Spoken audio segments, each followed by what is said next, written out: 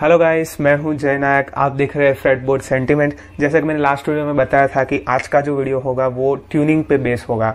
Guys, अब मैं खुद भी एक बिगिनर था आज से 1-1.5 साल पहले, तो मुझे पता है कि ट्यूनिंग करने में क्या क्या प्रॉब्लम्स आती है और विदाउट ट्यूनिंग आप एक भी सॉन्ग को बजा नहीं सकते। तो आज के इस टॉपिक पे हम बात करेंगे कि गिटार को इजीली घर पे ट्यून कैसे किया जाता है।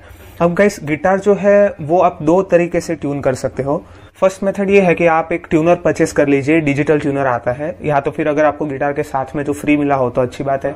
अगर आपके पास वो ट्यूनर नहीं है तो एक एप्लीकेशन है जिसका नाम आपको स्क्रीन पे दिख रहा होगा। गाइस, मैं खुद इस एप्लीकेशन को यूज करता हूँ, इसीलिए आपको बता रहा हूँ कि बहुत ही इजी टू यूज एप्लीकेशन है और मैं खुद फोन को ही सबसे ज्यादा प्रीफर करता हूँ। गाइस, ट्रस्ट मी, फोन से ट्यूनिंग करना बहुत ही इजी हो जाता है।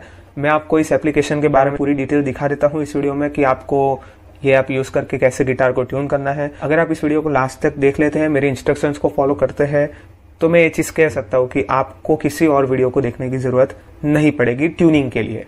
तो चलिए गाइस, स्टार्ट करते हैं आज का topic. Okay guys, I hope आप इस एंगल से क्लियरली देख पा रहे होंगे। तो अभी ट्यूनिंग करने से पहले एक चीज जाननी बहुत जरूरी है कि हर एक स्ट्रिंग का पर्टिकुलर नाम है जिस नोट पे वो स्ट्रिंग ट्यून होती है। ठीक है, तो जैसा मैंने आपको लास्ट वीडियो में बताया था कि नीचे वाली स्ट्रिंग को फर्स्ट स्ट्रिंग कहते हैं, फिर उसके ऊपर वाली को सेकंड और सबसे ऊपर वाली को सिक्स्थ, यानी कि नीचे से ऊपर सीक्वेंस में आएंगे तो फर्स्ट टू सिक्स्थ। ठीक है, अब ये जो सबसे ऊपर वाली स्ट्रिंग है यानी कि सिक्स्थ स्ट्रिंग है, इसको हम कहते हैं ई स्ट्रिंग। अब इसको ई क्यों कहते हैं? क्योंकि ये ई नोट पे ट्यून्ड होती है। नोट मतलब सुर। ठीक है गाइस, जैसे सारे गामा पा होता है ना, वैसे इसको ई नोट कहते हैं, तो इसीलिए इस स्ट्रिंग का नाम है ई स्ट्रिंग। उसके नीचे वाली स्ट्रिंग का नाम है ए स्ट्रिंग, क्योंकि ये ए नोट पे ट्यून होती है। उसके नीचे वाली स्ट्रिंग का नाम है डी स्ट्रिंग, क्योंकि ये डी नोट पे ट्यून है। वैसे करते करते इसे कहते हैं जी स्ट्रिंग, इसे कहते हैं बी स्ट्रिंग और इसे कहते हैं ई स्ट्रिंग। अब गाइस, आप एक चीज याद रखना कि ऊपर वाली स्ट्रिंग को और नीचे वाली स्ट्रिंग को यानी कि सिक्स्थ और फर्स्ट दोनों को ई कहते हैं, लेकिन इसको याद रखना कि ऊपर वाली स्ट्रिंग को बड़ा ई कहते हैं, नीचे वाली स्ट्रिंग को छोटा ई कहते हैं। इस तरह से आप याद रखना ताकि आपको कंफ्यूजन ना हो जाए। अब जब मैं बिगिनर था तो मुझे खुद को ये सीक्वेंस याद रखने में दिक्कत होती थी, तो मैंने इसको किस तरह से याद रखा था वो ट्रिक मैं आपके साथ शेयर करता हूँ। अगर आप चाहो तो उस तरीके से याद रख सकते हो, वरना आपकी खुद की भी ट्रिक बना सकते हो। तो मैंने इसको कुछ इस तरह से याद रखा था एक स्टेटमेंट में, exit all doors, great boss entered. ठीक है guys, exit all doors, great boss entered. तो ई A D G B E, इस सीक्वेंस को याद रखना गाइस। ये जो है ये सीक्वेंस ऐसे जाता है, नीचे से ऊपर, फिर ये साइड में ऊपर से नीचे। ठीक है, अब ट्यूनिंग करने से पहले एक और इंपॉर्टेंट चीज, आप जिस भी की को रोटेट करोगे उसका डायरेक्शन जानना बहुत ज्यादा जरूरी है कि किस डायरेक्शन में रोटेट करने से आपकी स्ट्रिंग टाइट होगी और किस डायरेक्शन में रोटेट करने से आपकी स्ट्रिंग लूज होगी। वरना आप जो है टाइट करने की कोशिश करोगे और स्ट्रिंग जो है वो लूज होती जाएगी। मैं आपको सिंपल वे में समझाने की कोशिश करूंगा। जो ऊपर वाली जो 3 कीज है ना गाइस, तो इसको आपको जो है एंटी क्लॉकवाइज घुमाना होगा, तब जाके ये जो कीज है टाइट होगी। ठीक है, और जो नीचे वाली 3 स्ट्रिंग्स है उसको अगर आपको टाइट करना हो तो इसको क्लॉकवाइज घुमाना होगा। ठीक है, अगर इस तरह से याद ना रहे तो एक और चीज याद रखो कि ऊपर वाली जो 3 कीज है इसको अगर आपने अपनी तरफ घुमाया तो ये जो है लूज हो जाएगी, और इसको अगर ऑपोजिट डायरेक्शन में घुमाया तो टाइट होगी। और जो नीचे वाली कीज है इसको अगर आपने अपनी तरफ घुमाया तो स्ट्रिंग्स जो है वो टाइट हो जाएगी, और अगर इसको ऑपोजिट वे में घुमाया तो जो स्ट्रिंग्स है वो लूज हो जाएगी। अगर अभी भी कंफ्यूजन हो रहा है तो मैं इसको वर्टिकल पोजीशन में रख के आपको एक फोटो की मदद से दिखा देता हूँ। अब गाइस, आपको जो स्क्रीन पे फोटो दिख रहा है उसमें जो लेफ्ट साइड की 3 कीज है यानी कि ई ए डी, ये जो 3 स्ट्रिंग्स है इसको अगर आप अपवर्ड यानी कि ऊपर की तरफ रोटेट करेंगे तो आपकी स्ट्रिंग्स टाइट होगी, और जो राइट साइड की 3 कीज है इसको अगर आप डाउनवर्ड यानी कि नीचे की तरफ रोटेट करोगे तो आपकी स्ट्रिंग्स टाइट होगी। अब गाइस, एक और सबसे इंपॉर्टेंट चीज, मैं ये चीज अच्छे से जानता हूँ कि बिगिनर्स को कंफ्यूजन होता है। वो कई बार जो है प्ले करते हैं ये स्ट्रिंग और टाइट करते हैं किसी और स्ट्रिंग को। ठीक है, तो इस केस में क्या होता है कि वो जो स्ट्रिंग को टाइट कर रहे हैं उसका तो नोट सेट होता ही नहीं, जो दूसरी स्ट्रिंग है वो टूट जाती है। तो ये गलती कभी मत करना। एक बार देख लेना गाइस, अगर आप सबसे ऊपर की स्ट्रिंग को टाइट कर रहे हैं ना, तो एक बार देखना कि वो कौन सी की के साथ में अटैच है। मैंने जो सीक्वेंस बताया वो सीक्वेंस याद रखना गाइस, तो आपको प्रॉब्लम नहीं होगी। अगर आप ऊपर वाली स्ट्रिंग को टाइट कर रहे हो तो ये ही ट्यूनिंग की को टाइट करना, उसके नीचे वाली स्ट्रिंग को टाइट करो तो ये, फोर्थ स्ट्रिंग को टाइट करो तो ये, थर्ड को टाइट करो तो ये, सेकंड के लिए ये और फर्स्ट के लिए ये।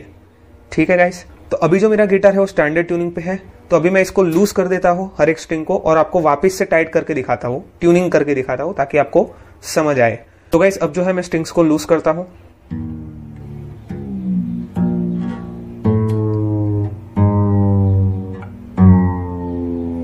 तो जैसा कि आप सुन सकते हैं कि साउंड में कितना ज्यादा वेरिएशन आ रहा है। जैसे जैसे स्ट्रिंग्स लूज हो रही है वैसे वैसे जो फ्रीक्वेंसी है वो कम हो रही है।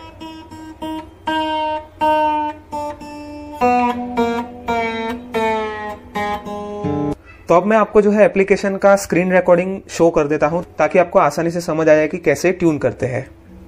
तो गाइस जैसा कि आप देख सकते हैं इसका नाम है गिटार ट्यूना। अब आपको कुछ इस तरह का इंटरफेस दिखेगा।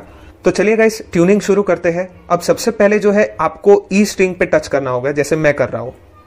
तो गाइस अब ये जो पिन है ये अगर लेफ्ट साइड में शिफ्ट होती है तो समझना कि आपकी जो गिटार की स्ट्रिंग है वो लूज है, और अगर ये राइट साइड में शिफ्ट होती है तो आपकी जो गिटार की स्ट्रिंग है वो थोड़ी ज्यादा टाइट है। इस पिन को आपको एग्जैक्टली मिडल में लाना है, यानी कि सेंटर में, तब जाके आपके जो स्ट्रिंग है वो प्रॉपर्ली ट्यून्ड है ऐसा कहा जाता है। तो चलिए स्टार्ट करते हैं सबसे पहले ऊपर की स्ट्रिंग से, यानी कि ई स्ट्रिंग से। अब इस स्ट्रिंग को टाइट करते वक्त एक चीज ध्यान रखना गाइस, इसको प्ले करते रहना, ठीक है। तो जैसे ही मैं इसको टाइट करते जाऊंगा आप देखोगे कि वो जो पिन है वो राइट साइड की ओर शिफ्ट होती जाएगी।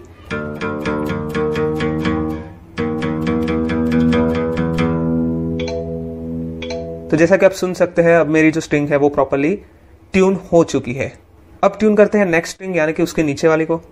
तो अब जो है हमें ए स्ट्रिंग पे क्लिक कर देना है एप्लीकेशन में।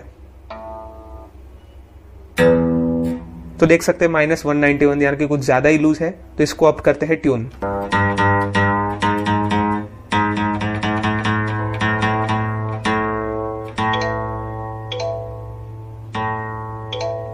ठीक है गाइस, ये भी ट्यून हो चुकी है। अब करते हैं नेक्स्ट स्ट्रिंग। इसी तरह से लाइन से सभी स्ट्रिंग को ट्यून करना गाइस। मैं इस वीडियो में नहीं दिखा रहा वरना वीडियो थोड़ा सा ज्यादा लंबा हो जाएगा।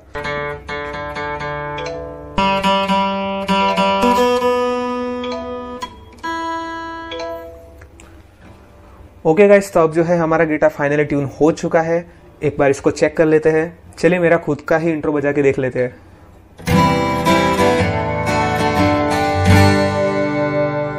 परफेक्ट। एंड हाँ गाइस, एक चीज बताना आपको भूल गया कि जब भी आप ट्यून करो अपने गिटार को तो सबसे पहले जो है नीचे की स्ट्रिंग को कभी भी ट्यून मत करना। ये जो सबसे नीचे वाली स्ट्रिंग होती है यानी कि फर्स्ट स्ट्रिंग होती है ना, वो सबसे पतली होती है, थीन होती है। तो अगर आपने इसको पहले ट्यून कर दिया, बाकी सारे स्ट्रिंग्स को रहने दिया, तो इस पे जो है प्रेशर ज्यादा पड़ने की वजह से ये टूट सकती है क्योंकि सबसे ज्यादा थीन है। ठीक है, तो मैं सजेस्ट करूंगा कि ट्यूनिंग करते वक्त सबसे पहले ऊपर की स्ट्रिंग को ही ट्यून करना, यानी कि ये जो ई स्ट्रिंग है इसे ही ट्यून करना, फिर जो है ए स्ट्रिंग, फिर जो है डी स्ट्रिंग। ठीक है, तो इस तरह से मैंने जो सीक्वेंस आपको बताया उसी सीक्वेंस में आपको ट्यून करना है। एंड एक और बात, कुछ लोग पूछते हैं कि जब हम गिटार नहीं बजाते होते तो इसको क्या अनट्यून करके रख देना चाहिए? तो मैं कहूंगा अगर आपके गिटार में ट्रस रोड है तो इसको अनट्यून करने की जरूरत नहीं है। हाँ, अगर आपके गिटार में ट्रस रोड नहीं है तो जरूर से इसको अनट्यून करना गाइस, क्योंकि जो सस्ते गिटार होते हैं उसका जो नेक है वो बेंड हो जाता है, फिर उसका कुछ इलाज नहीं हो सकता। ठीक है गाइस, तो अगर आपके गिटार में ट्रस रोड है तो बिंदास रखिए ट्यून करके, कोई टेंशन नहीं। लेकिन इसमें भी एक पॉइंट है कि अगर आप कम से कम 10 या 15 दिन तक इस गिटार को बजाने ही नहीं वाले, कहीं बाहर जा रहे हैं सपोज, तो फिर इसको जो है अनट्यून करके रखना ही अच्छा है। ठीक है, अगर आप इसको हर रोज प्ले करते हो तो इसको बार बार ट्यून अनट्यून करने की जरूरत नहीं है। लेकिन जब भी आप प्ले करो तो एक बार एप्लीकेशन से चेक कर देना चाहिए हर एक स्ट्रिंग प्ले करके कि हर एक स्ट्रिंग प्रॉपर नोट पे सेट है या नहीं। I hope guys you all enjoyed this video and अभी आपको ट्यूनिंग के रिलेटेड कोई डाउट नहीं रहा होगा। गाइस मैं हूं जय नायक, आप देख रहे थे फ्रेटबोर्ड सेंटिमेंट एंड मेरा एक इंस्टा पेज है जिसकी लिंक मैंने डिस्क्रिप्शन में दे दी है। अगर आप चाहते हो ये चेक करना कि मैं किस तरह से गिटार बजाता हूं तो मेरे पेज को आप फॉलो कर सकते हो। अभी जो है मैंने बिगिनर्स के लिए सीक्वेंस स्टार्ट की है, तो मैंने जो है प्लान करके रखा है कि 7 to 8 वीडियोस के अंदर मैं जो है हर एक बेसिक चीज को समझा दूंगा, जिसमें से ये जो है 3rd वीडियो है। ठीक है गाइस, तो आगे आने वाले और 4 to 5 वीडियोस में आपको हर एक चीज समझ जाएगी और उसके बाद में जो है मैं लेसन स्टार्ट कर दूंगा। जो गाने मैं बजाता हूँ आप मेरे इंस्टा आईडी पे चेक कर सकते हैं।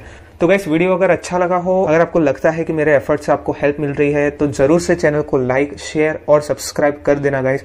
जितने ज्यादा सब्सक्राइबर होंगे उतना मुझे पता चलता है कि मैं आपको कितनी हेल्प कर पा रहा हूँ।